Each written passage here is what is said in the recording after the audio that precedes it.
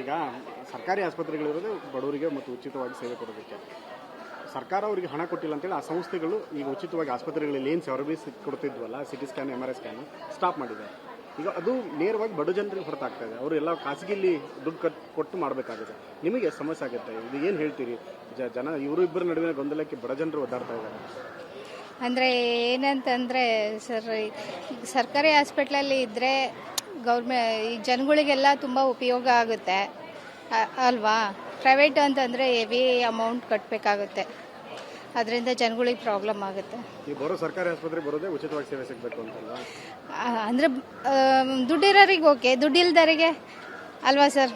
ಬಡವರಿಗೆಲ್ಲ ಸರ್ಕಾರಿ ಹಾಸ್ಪಿಟ್ಲೇ ಬೆಟರ್ ಅಲ್ವಾ, ಹಂಗಾಗಿ. ಓಕೆ, ಈಗ ಸರ್ಕಾರ ಹಣ ಕೊಟ್ಟಿಲ್ಲ, ಅದು ಸ್ಟಾಪ್ ಮಾಡಿದೆ, ಬಟ್ ಅದರ ಇಂಪ್ಯಾಕ್ಟ್ ಬಡ ಜನರಿಗೆ ಆಗ್ತಾ ಇದೆ. ಏನು ಮಾಡೋದು ಸರ್ ಅದಕ್ಕೆ?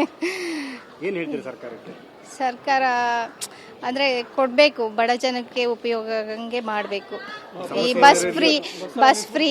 ಬಸ್ ಫ್ರೀ ಆಮೇಲೆ ಭಾಗ್ಯಲಕ್ಷ್ಮಿಗೆ 2,000 ಅದೆಲ್ಲ ನಿಲ್ಲಿಸ್ಬಿಟ್ಟು ಇದಕ್ಕೆ ಹಾಕಿದರೆ ಬೆಟರ್. ಮಂಜುನಾಥ್ ಅಂತ. ನಾವು ಹಾಸ್ಪಿಟ್ಲಿಗೆ ಬರೋದೇ ಬಡವರಿಗೆ ಅಂತ ಬರೋದು. ಇವರೆಲ್ಲ ಬಸ್ಸು ಅದು ಕೂಡ ಬದಲು ವಯಸ್ಸಾದವರಿಗೆ ಕೊಟ್ಟು ಇಲ್ಲಿ ಮೆಡಿಸಿನ್ ಎಲ್ಲ ಫ್ರೀ ಕೊಟ್ಟರೆ ಎಲ್ಲರಿಗೂ ಒಳ್ಳೇದಾಗುತ್ತೆ. ಸುಮ್ಮನೆ ತಿರುಗಾಡ್ತಾರೆ, ಯಾರು ತಿರುಗಾಡ್ತಾರೆ. ವಯಸ್ಸಾದವ್ರಿಗೆ ಕೊಡಬೇಕು.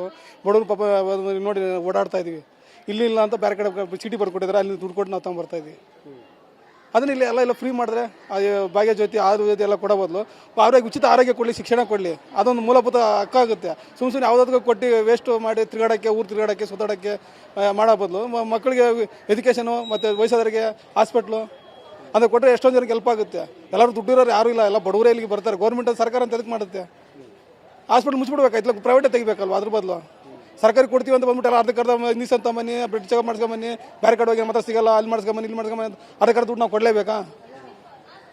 ಅದಕ್ಕಂತ ನಾವು ಗೌರ್ಮೆಂಟ್ ಸರ್ಕಾರಕ್ಕೆ ಇದೆಲ್ಲ ಗೃಹಲಕ್ಷ್ಮಿ 6 ಲಕ್ಷ ಕೊಡೋ ಬದಲು ಬಡವರು ಇದು ವಯಸ್ಸಾದವ್ರಿಗೆ, ಮಕ್ಕಳಿಗೆ, ನಂತರಗೆಲ್ಲ ಹೆರಿಗೆ ಡೆಲಿವರಿ ಅಂತವ್ರಿಗೆಲ್ಲ ಫ್ರೀ ಮಾಡಲಿ, 0% ಮಾಡಿಬಿಡ್ಲಿ. ಎಲ್ಲರೂ ಬರ್ಬೋದು, ರೇಷನ್ ಕಾರ್ಡ್ ತಗೊಂಬನ್ನಿ, ಆಧಾರ್ ಕಾರ್ಡ್ ತಗೊಂಬನ್ನಿ, ಕ್ಯಾಶ್ ತಗೊಂಬನ್ನಿ ಅಂತ ಯಾಕೆ ಮಾಡಬೇಕು?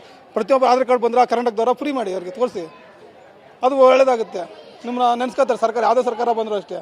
ಅದು ಬಿಟ್ಬಿಟ್ಟು ಅದೆಲ್ಲ ಯಾವುದಾದ್ರು ಸುತ್ತಾಡೋಕ್ಕೆ ಫ್ರೀ ಮಾಡಿಬಿಟ್ಟು ಬಡವ್ರ ಪಾಪ ಅಲ್ಲಿತಾ ಇದೀವಿ. ಮತ್ತು ಬಡ ಜನರಿಗೆ ಬೇರೆ ಹಾಸ್ಪಿಟ್ಲಿಗೆ ಹೋಗೋಕ್ಕಾಗಲ್ಲ ಅಂತೇಳಿ ಸದ್ಯಕ್ಕೆ ರಾಜ್ಯದ 13 ಸೆಂಟರ್ಗಳಲ್ಲಿ ಈ ಸಿಟಿ ಸ್ಕ್ಯಾನ್, MRI ಸ್ಕ್ಯಾನ್ಗಳನ್ನು ಸ್ಟಾಪ್ ಮಾಡಿದ್ದಾರೆ. ಯಾಕೆ ಅಂದರೆ ಆ ಸಂಸ್ಥೆಗೆ ಏನಿತ್ತಲ್ಲ, ಖಾಸಗಿಯಾಗಿ ನಡೆಸ್ತಿದ್ದ ಸಂಸ್ಥೆಗೆ ಸರ್ಕಾರ ಹಣ ಕೊಟ್ಟಿಲ್ಲ ಅಂತ. ಇದರಿಂದ ಬಡವ್ರಿಗೆ ಸಮಸ್ಯೆ ಆಗ್ತಾ ಇದೆ. ನೀವೇನು ಹೇಳ್ತೀರಿ? ಹೊರಗಡೆ ನಿಮ್ಗೆ 8-9 ಸಾವಿರ ಕೊಟ್ಟು ಸ್ಕ್ಯಾನ್ ಮಾಡ್ಸೋಕ್ಕಾಗತ್ತಾ? ಇಲ್ಲ ಸರ್, ಆಗಲ್ಲ. ಸ್ವಲ್ಪ ಬಡ ಜನಗಳಿಗೆಲ್ಲ ಮಾಡಿಕೊಡ್ಬೇಕು ಗೌರ್ಮೆಂಟು. ಉಚಿತವಾಗಿದ್ದು ಹಣ ಕೊಟ್ಟಿಲ್ಲ. ಕೊಡಬೇಕು ಗೌರ್ಮೆಂಟು. ಈಗ ಎಲ್ಲ ಓಟ್ ಹಾಕ್ಸ್ಕೋತಾರೆ, ಎಲ್ಲ ಇದು ಮಾಡ್ಕೋತಾರೆ, ಹೆಲ್ಪ್ ತಗೋತಾರೆ ಜನರಿಂದ, ಇದರಿಂದ ಕೊಡಲ್ಲ. ಇವಾಗ ಹೌದು, ಹೆಲ್ತ್ಗೆ ಇಂಥವೆಲ್ಲ ಫ್ರೀ ಕೊಡಬೇಕು. ಸ್ವಲ್ಪ ಬೇಗ ಆಗೋ ಥರ ಮಾಡ್ಕೊಡ್ಬೇಕು ಅವರು. ಸಮಸ್ಯೆ ಆಗುತ್ತಲ್ಲ ಮೇಡಮ್, ಸ್ಕ್ಯಾನ್ ಮಾಡ್ಸಕ್ ಆಗುತ್ತಾ ನಿಮ್ಗೆ ಹೊರಗಡೆ 8-9 ಸಾವಿರ? ಇಲ್ಲ ಸರ್, ಆಗಲ್ಲ. ಏನ್ ಮನವಿ ಮಾಡ್ತೀರಿ ಸರ್ಕಾರಕ್ಕೆ? ಸರ್ಕಾರಕ್ಕೆ ಏನ್ ಮನವಿ ಮಾಡ್ತೀರಿ ನೀವು? ಇದೆಲ್ಲ ಫ್ರೀಯಾಗಿ ಮಾಡ್ಕೊಡ್ಬೇಕು ಸರ್. ಹೆಲ್ತ್ದು ಫಸ್ಟ್ ಮಾಡ್ಕೊಡ್ಬೇಕು ಅವರು. ಬಡ ಜನರಿಗೆ. ಹೌದು ಹೌದು.